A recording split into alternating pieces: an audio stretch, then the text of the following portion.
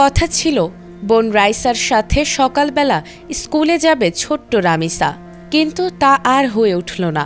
নিজের বাসার এক প্রতিবেশীর লালসার শিকার হয়ে প্রাণ হারালো এই শিশু। কিন্তু এ কোনো স্বাভাবিক হত্যাকাণ্ড নয়।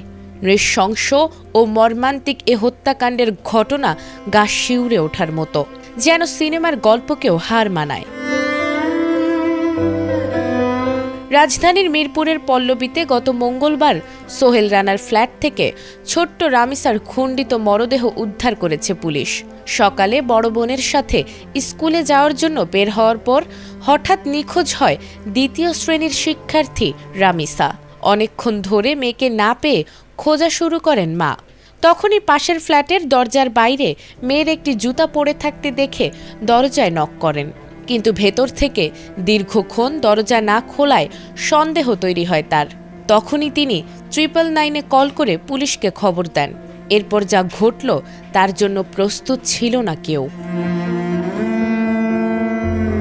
পুলিশ এসে এলাকাবাসীর সহায়তায় দরজা ভেঙে ওই ফ্ল্যাটে ঢুকে তল্লাশি চালিয়ে খাটের নিচ থেকে রামিসার মাথাবিহীন দেহ উদ্ধার করে। এরপর বাথরুমের বালতি থেকে খণ্ডিত মাথার অংশ উদ্ধার করা হয়। প্রাথমিক জিজ্ঞাসাবাদে পুলিশ জানতে পেরেছে বাসায় ঢুকিয়েই জোর করে পাশবিক নির্যাতন চালায় সোহেল।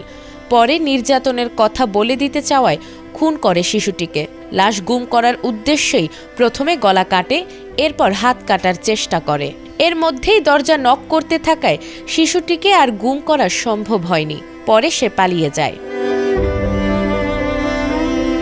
হত্যাকাণ্ডের সময় সোহেল রানার স্ত্রী স্বপ্না আক্তার বাসায় অবস্থান করছিলেন।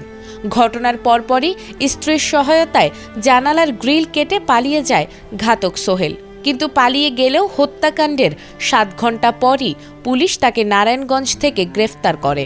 পেশায় তিনি একজন রিকশা মেকানিক। এছাড়াও তার স্ত্রী স্বপ্না আক্তারকে পুলিশের হেফাজতে নেওয়া হয়েছে।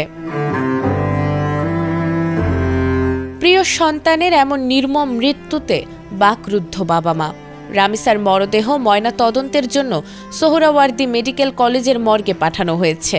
এই পাশবিক হত্যাকাণ্ডের ঘটনায় পুরো এলাকায় গভীর শোক ও তীব্র ক্ষোভের সৃষ্টি হয়েছে। এ যেন সমাজের চরম অবক্ষয়ের বাস্তব প্রমাণ। নাজমুন নাহার জান্নাত, এটিএন বাংলা।